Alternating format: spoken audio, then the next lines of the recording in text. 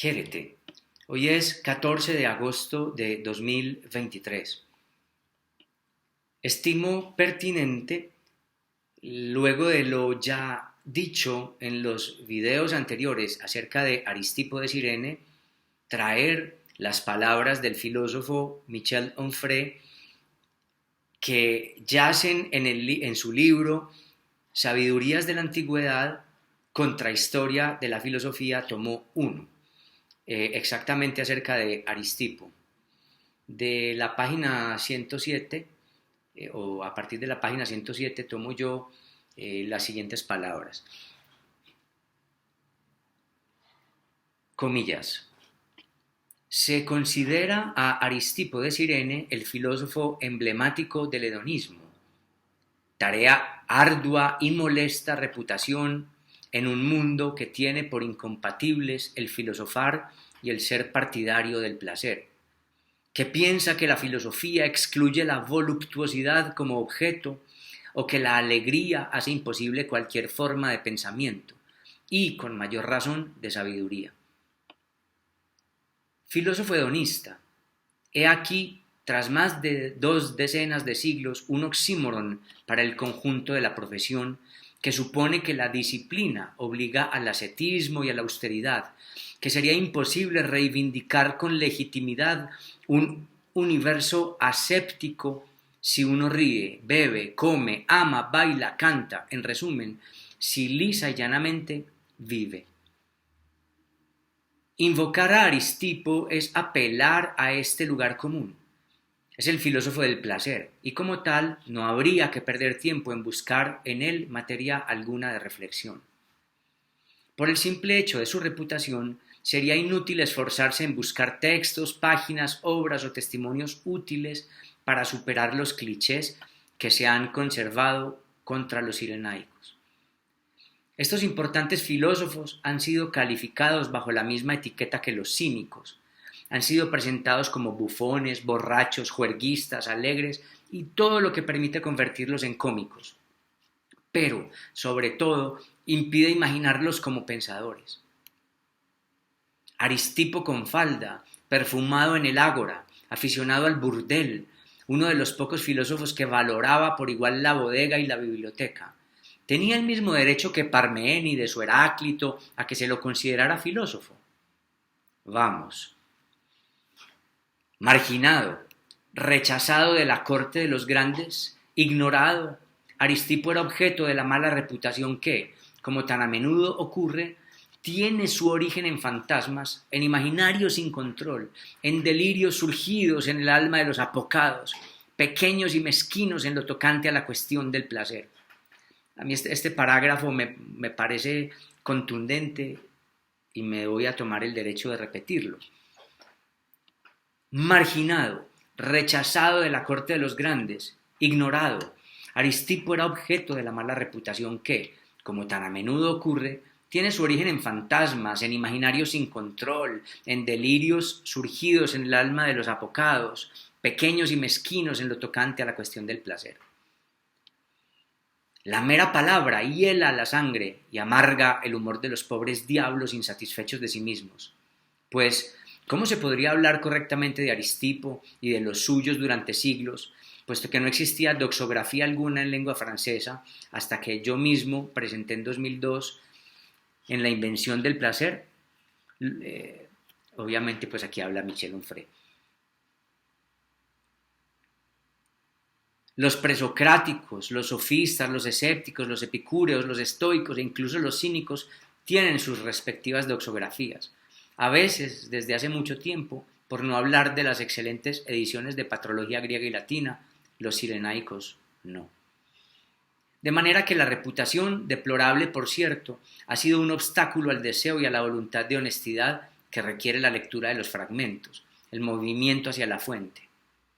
El edificio cirenaico evoca, por cierto, los yacimientos arqueológicos griegos de hoy, vasijas dispersas, triglifos y metopas semienterradas, escaleras derrumbadas, piedras separadas y esparcidas, el esplendor y la majestad de otrora recubiertos y la majestad de otrora recubiertos de tierra y de hierba quemada y convertidos en lo sucesivo en campos de ruinas, rompecabezas al que le faltan para siempre las piezas más importantes. Pero lo que queda permite refutar las malignas afirmaciones y restaurar a Aristipo de Cirene con la dignidad de un pensador auténtico y digno de tal nombre.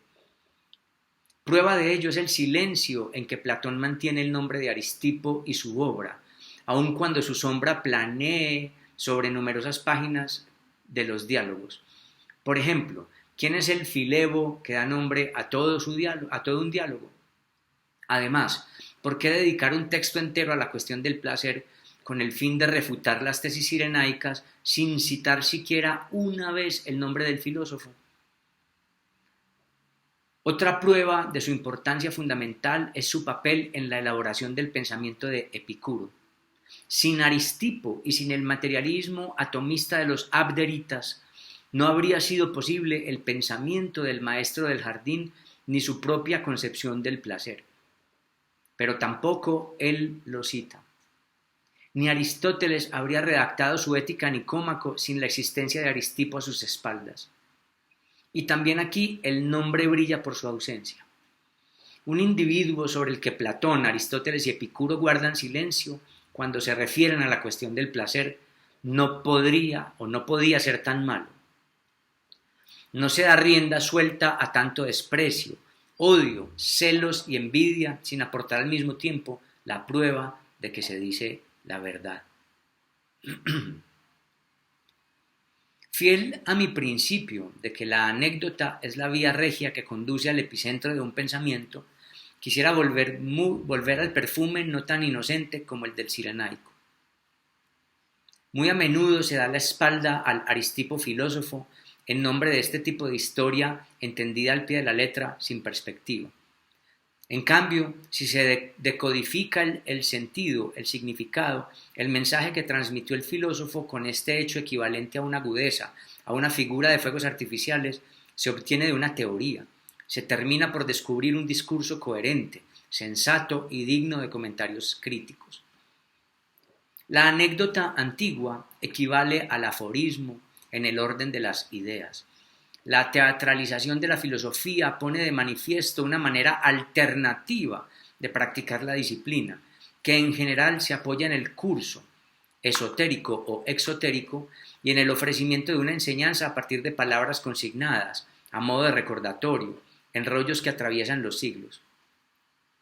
Por tanto, se puede filosofar en una escuela, a la sombra de un maestro que habla, a partir de textos, pero también se puede aprender filosofía en la calle, en el ágora, observando a un filósofo que, por razones de eficacia acumulada y quintaesenciada, se expresa menos con la palabra que mediante gestos y otras escenografías, pensadas para producir efectos pedagógicos. ¿Qué es entonces lo que dice la anécdota de un Aristipo perfumado en el ágora? Más que la aparente provocación de la apropiación de un artificio femenino por parte de un filósofo de sexo masculino, no cabe duda de que este comportamiento significa también desprecio de las conveniencias, indiferencia respecto del juicio de los demás, el método irónico, la teatralización lúdica y otras opciones caras a los filósofos del triángulo subversivo. Pero no es indiferente que en esta historia se trate de olor, de la nariz y del registro habitualmente asociado a esta parte del cuerpo, como por ejemplo estar hasta las narices, hinchársele a uno las narices, salirle a uno de las narices y otras expresiones semejantes. Cierro comillas, hasta aquí las palabras de Michel Onfray que van desde la página 107 a la página 112 del texto que tengo yo aquí. ¿De cuál texto? Contrahistoria de la filosofía, tomo 1, Sabidurías de la Antigüedad. Es bien interesante, o son muy interesantes estas palabras de Michel Onfray, primero, porque Occidente ha solido creer que la filosofía es solamente la filosofía esperanzada más o menos de corte socrático. En los manuales, digamos, tradicionales y en las taxonomías tradicionales se suele hablar de filósofos mayores, filósofos menores, incluso pues de diálogos mayores y menores, como si hubiera cosas de más importancia que otras, porque se privilegia la sistematización, la teorización y se la equipara como con más seriedad, menospreciando, ya como lo menciona Michel Onfray, a los filósofos que quedan en los anecdotarios, que escribieron poco o que pensaron más en acto, con mordacidad e ironía, que con cuerpos teóricos o con corpus teóricos.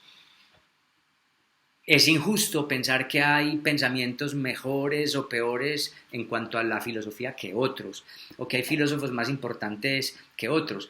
Yo creo que al final uno tiene que juzgar cuál es el filósofo importante para cada quien, después de haber leído y después de haber examinado y escrutado una cantidad. Entonces, en primera medida, hay que liberarse de la idea de que filósofo importante es el que busca la esfericidad sistemática, es decir, en un corpus teórico, en un sistema.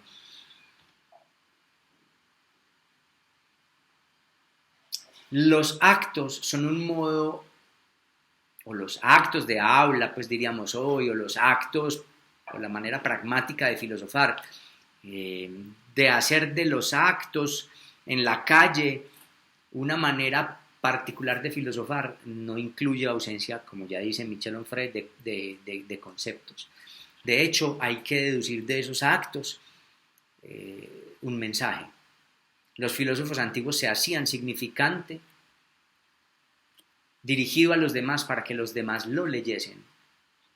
Y Aristipo, y así como Diógenes, del que hemos venido hablando en los videos, hacían eso, justamente son el filósofo del acto, de la filosofía encarnada en el acto. Y esto es muy importante de ver.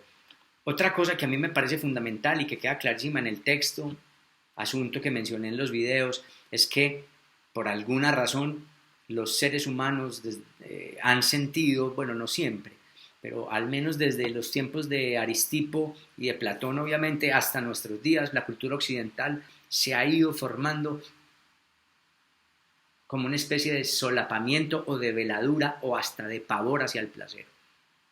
Insisto, aun cuando en las vanguardias, no, en las vanguardias no, en los movimientos odiernos o de vanguardia, digamos, juveniles, que dicen que hay una gran liberación de lo sexual y demás, sigue habiendo una cantidad de horror ante el placer. Porque en últimas veo que muchos de estos movimientos tienden otra vez al amor romántico, a la monogamia y una especie de movimientos corteses. No soportan de ciertas personas a las que han catalogado como deplorables que haya, digamos, una manifestación de deseo y de placer. Hoy estos movimientos básicamente dicen: no me desees, no me desees, no me demuestres tu lujuria, no me demuestres tu placer. Y bueno, sería muy interesante versar de ello en otro contexto y en otros videos de pronto, o que lo hagan otros por ahora. Ahora estamos versando de Aristipo, y me parece muy interesante que hay un horror ante el placer que algunos cuantos valientes demuestran como algo virtuoso y como algo importante. Vivir será vivir placenteramente para Aristipo, y esto implica saber de la utilidad de las convenciones humanas, quebrar las convenciones humanas para sacar el jugo del placer. A esto lo he llamado en los videos anteriores una hipocrítica o una estrategia más que una estratagema. Aristipo era un vividor, pero no un vividor entendido como lo mencionan los moralistas. Vividor tiene un sentido peyorativo para los moralistas, mientras que para la lógica hedonista aristipea, vividor querrá decir eso, un hombre vitalista, un hombre que existe jovialmente y que le saca el jugo a la vida y quiebra, digamos, el cascarón de la cultura para extraer placer y para enseñar acerca de la vida placentera. Idónicos vivos o vivos hedónicos, ¿no es cierto? Una vida hedónica, una vida placentera, una vida jovial, una vida alborozada, una vida que tendrá como dioses tutelares más a Dionisos, a Afrodita y a Eros que a la seria Atenea o al airado Zeus, o incluso más que mientras que los cínicos admiraban a Heracles como su patrono, por la filoponía, por el amor pues al trabajo, a la superación de las pruebas. Aristipo y los suyos tenían como dioses tutelares, ni siquiera como héroes, como dioses tutelares a Afrodita y a Eros, y quizás también a Dionisos, de lo cual iré hablando a lo dionisiaco, una vita dionisia, ¿no es cierto? Un bios dionisios o dionisiacos, pero de eso hablaré pues en otros videos. Por lo pronto, me parece importante que se reflexione lo siguiente de estas palabras de Onfray.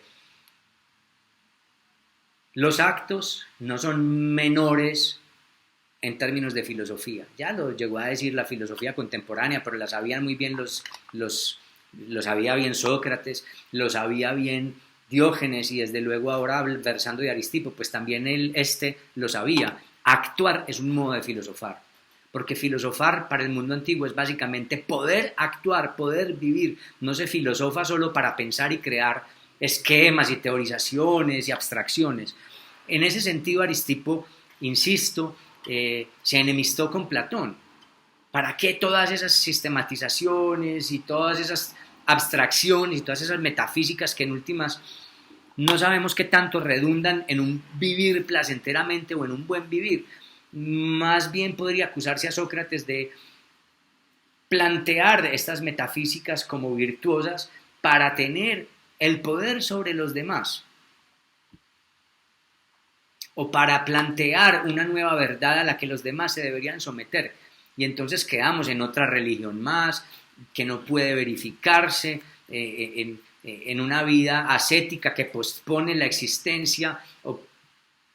Bueno, aunque no es tan así, pues Sócrates, yo he planteado en mi tesis doctoral que al menos en Simposio Sócrates valoraba el aquí y el ahora, después de haber hecho el trabajo místico de haber ascendido hasta el cosmos, o al mundo de las ideas, o al topos hiperuráneos. Pero ese es otro tema, no vengo ahora a versar de Sócrates, sino de Aristipo.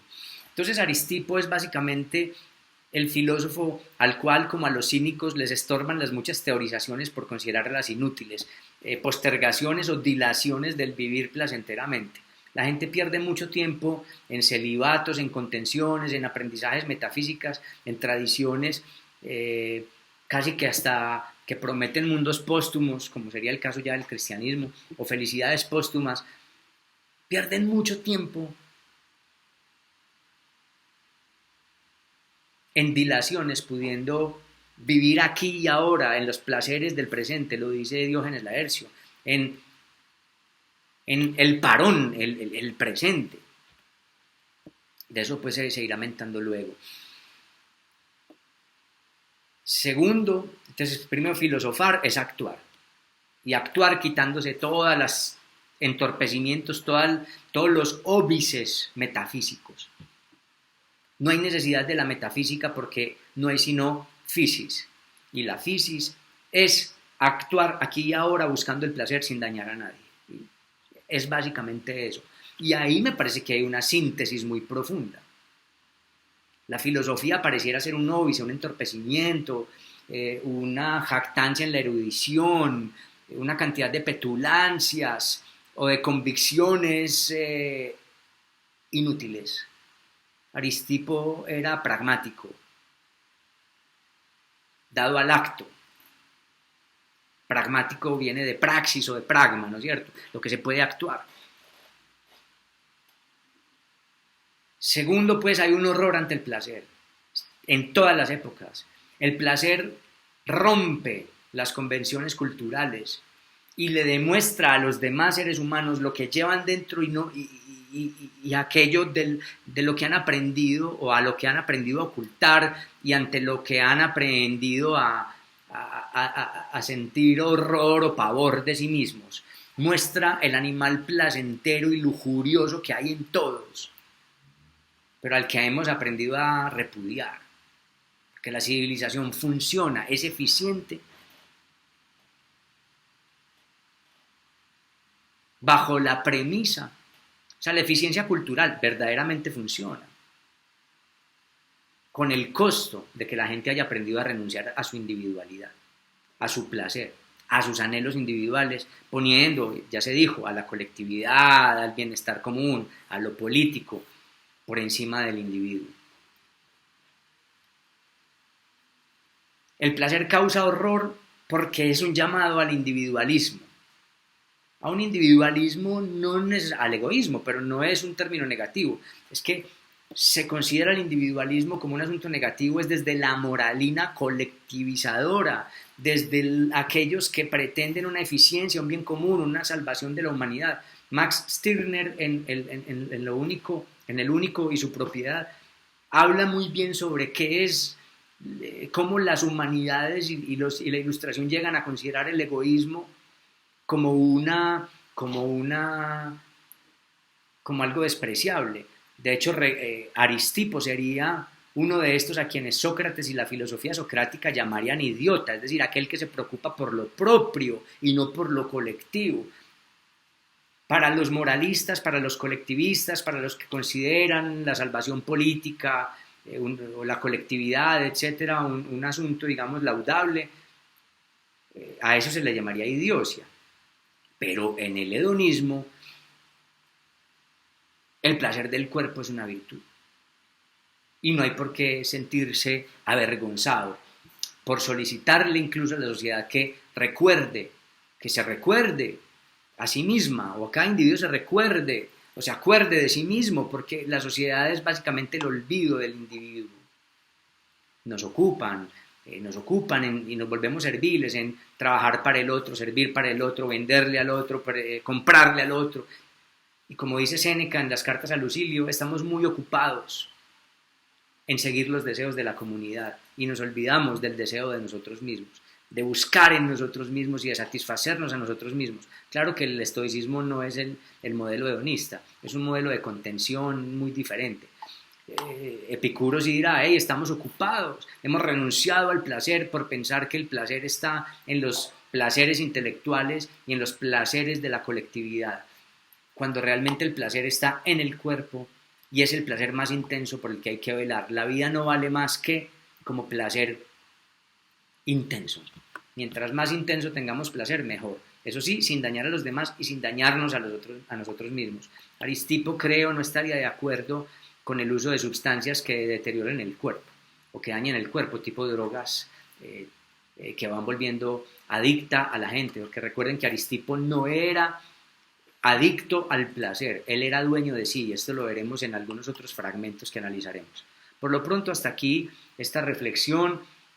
Traje las palabras de Michel Onfray, que me parecen muy bien escritas, muy contundentes acerca de por qué es importante Aristipo, por qué en él sí hay filosofía, por qué sí podemos hablar del sirenaísmo o del hedonismo sirenaico como una escuela, y cómo Occidente se ha ido forjando como un horror al placer, que lleva básicamente a la exclusión y al chisme. Es que básicamente hay que dudar de aquellos chismes en donde que hablan, digamos, de este tipo de seres como seres perversos, como si hubieran sido unos monstruos pervertidos. Yo creo que hay que mirar más bien es qué es lo que muestran estos seres que causa tanto horror a los, como dice Michel Onfray, apocados. Yo los llamo más bien como frígidos espirituales. Pero bueno, hasta aquí estas palabras. Muchas gracias por haber atendido este video. Jérete, hasta una próxima, si es que hay una próxima.